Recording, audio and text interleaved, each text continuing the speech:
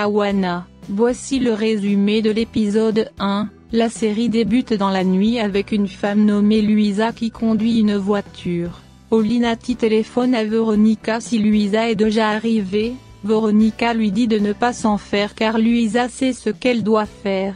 Nati lui reproche d'avoir laissé Luisa aller toute seule. Veronica réplique que tout ça c'est la décision de Luisa.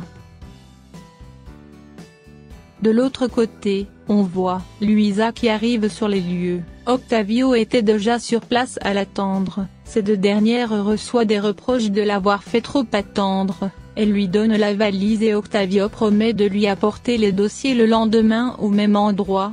Luisa lui demande si sa source travaille chez Karen mais il refuse de répondre. Luisa dit qu'elle va mettre fin à leur accord si elle n'obtient pas une réponse. Octavio l'avertit d'un risque de tragédie environnementale, des gens vont mourir et dire que Karen n'est pas du tout ce que l'on croit, qu'il y a des gens qui tombent malades. Par la suite il s'en va. Pendant ce temps un homme caché dans les bois les observe. Luisa par la suite rejoint Père Adelino pour lui raconter tout s'est passé comme prévu, elle lui remet le pistolet. Père Adelino lui propose de passer la nuit à la paroisse mais elle refuse. C'est un autre jour, Luisa reçoit l'appel de Veronica lui reprochant de l'avoir pas appelée. Luisa prétexte qu'elle avait plus de batterie, elle lui dit ensuite le problème est beaucoup plus grave. Veronica commence à gronder sur son attitude. Luisa raccroche le téléphone après avoir vu une voiture qui arrive. De l'autre côté, Amir remarque que Nati est restée dormir au salon. Cette dernière fait croire qu'elle est restée au téléphone avec Veronica toute la nuit parce que Luisa n'était pas rentrée. Elle lui dit tout est rentré dans l'ordre maintenant puis elle s'en va au travail. Dans un bus, Clara reçoit des menaces de la part de son ex-copain d'avoir quitté la ville sans l'avertir. Un homme vient informer à Miguel. Le journaliste va livrer le dossier aujourd'hui à une activiste environnementale nommée Luisa qui fait partie de ONG d'Havana. À la télévision il lui montre la personne en chef de cette activité. Nati dans son émission Point de vue reçoit l'invité Caio Martin. Elle lui demande s'il y a une chance de rétablir la paix au Moyen-Orient. Sans le laisser finir de répondre à la question, elle lui demande comment il va faire pour arbitrer le conflit entre les Indiens, les fermiers et les exploiteurs illégaux qui prétendent tous d'avoir droit sur la même parcelle de terre. Derrière l'écran un autre journaliste est furieux de la question qu'il trouve n'est pas en rapport avec le contexte. Caio promet de résoudre ça par la médiation. Lors de la pause publicitaire il est allé reprocher à Nati d'avoir abandonné le sujet principal sur le Moyen-Orient pour aborder l'affaire d'écologie qui fait chuter ses spectateurs. Nati réplique qu'elle ne fait que choisir le sujet en fonction de la priorité pour le pays. Apparemment son coéquipier est intéressé par les sponsors qu'il trouve dans les sujets politiques. Clara arrive dans l'organisation d'Hawana comme nouvelle stagiaire. André l'emmène visiter les lieux et lui donne des instructions. Luisa sur Skype leur annonce et son informateur lui fait savoir qu'Arem est une anarque, qu'il va y avoir un risque environnemental. Elle promet de tout leur raconter après sa prochaine rencontre. André présente ensuite Clara à Veronica.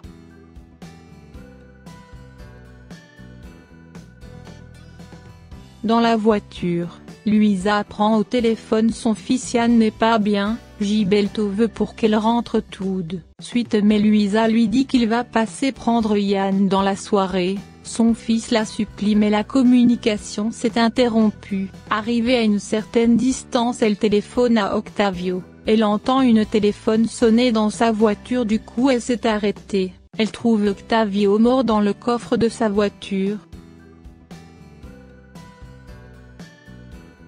De l'autre côté des agents de police à la recherche de Luisa. Luisa tremble de peur, informe cela à la police. Sans avoir même fini de parler elle voit une voiture de police arriver. Elle est très surprise. Veronica de l'autre côté qui s'amuse avec Amir, le mari de Nati. Soudain le téléphone se met à sonner, c'est Luisa qui l'explique la situation. Veronica lui demande de se taire jusqu'à son arrivée. Au commissariat, l'inspecteur l'interroge mais elle refuse de parler sans son avocat.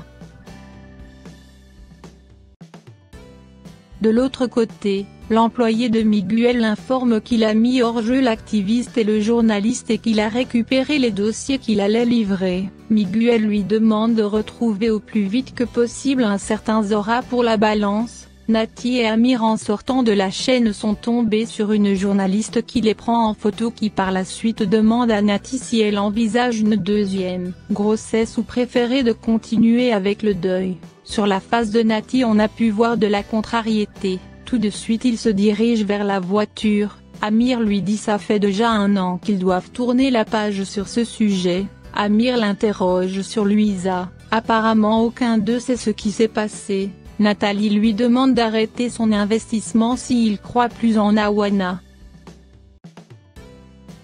Nathalie retrouve Clara, dans un coin qui verse des larmes à cause des menaces de son ex-copain. Nathalie essaie de la réconforter et lui dit d'être fort pour affronter cet homme et de pas rester dans un coin pour pleurer. Veronica, l'avocate de Luisa débarque au commissariat. Elle réclame des explications sur la voiture de police qui était déjà arrivée sur les lieux à peine Luisa raccrochée au téléphone. Le lendemain Luisa obtient sa libération. Le chef de l'entreprise de l'Awana supplie Luisa de pas les abandonner. Il informe ensuite qu'Octavio était en communication avec un certain Antonio qui est hospitalisé depuis un bon temps. Il suggère d'aller l'interroger.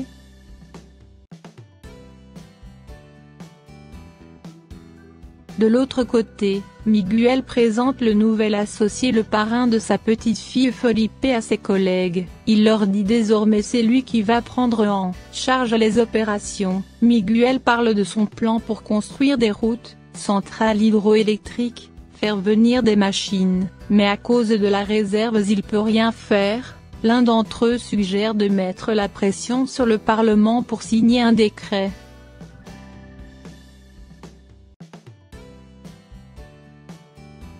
Luisa dans sa voiture raconte des mensonges au père de son fils Yann comme quoi sa voiture était en panne qu'elle ne pouvait passer voir son fils. Une fois arrivée elle rejoint son fils au lit. Berto lui demande de le laisser faire la voile avec son fils ce week-end mais Luisa refuse lui faisant un rappel c'est sa semaine pour passer du temps avec son fils.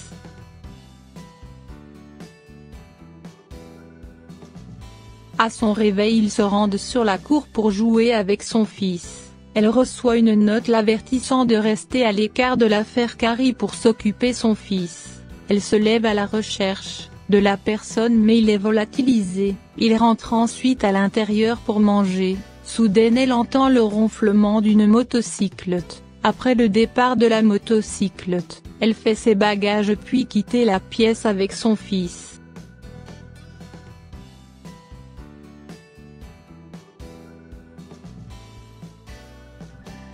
Elle emmène Yann chez son père pour passer la semaine puis elle s'en va. Gilberto trouve ça un peu étrange le changement d'idée de Luisa. Le lendemain elle se rend à l'Awana, et dire qu'elle est prête pour accomplir la mission. Veronica et Nati la conseillent de rester à l'écart de cette affaire pour le bien de sa famille mais elle reste ferme sur sa décision d'aller interroger Antonio sur le lit d'hôpital. Nati fait appel à Clara pour les accompagner. Veronica et Luisa ne sont pas d'accord de l'emmener mais elles finissent par accepter.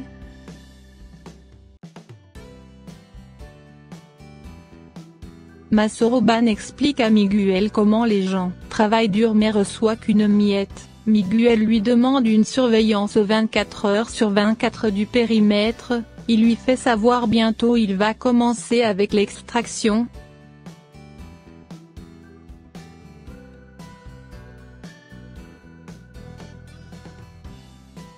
Nati, Veronica, Clara et Luisa sont arrivés à l'hôpital et demandent d'interviewer Antonio apparemment qui a une maladie rare. Une fois rentré dans la pièce, l'infirmière informe cela à quelqu'un au téléphone. dans la chambre. Antonio est surpris de la visite de la presse puisque jamais personne l'a rendu visite. Elle commence à l'interroger sur Octavio. Soudain l'infirmière débarque et leur dit c'est l'heure d'emmener Antonio prendre une douche.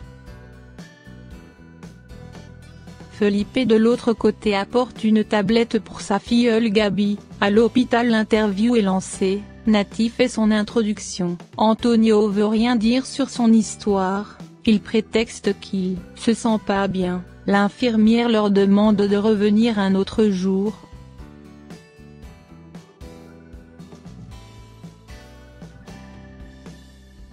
Luisa une fois sortie et convaincue cet homme a reçu des menaces pour se taire. Veronica leur dit la guerre ne fait que commencer, elle compte déménager à Cari pour mieux enquêter.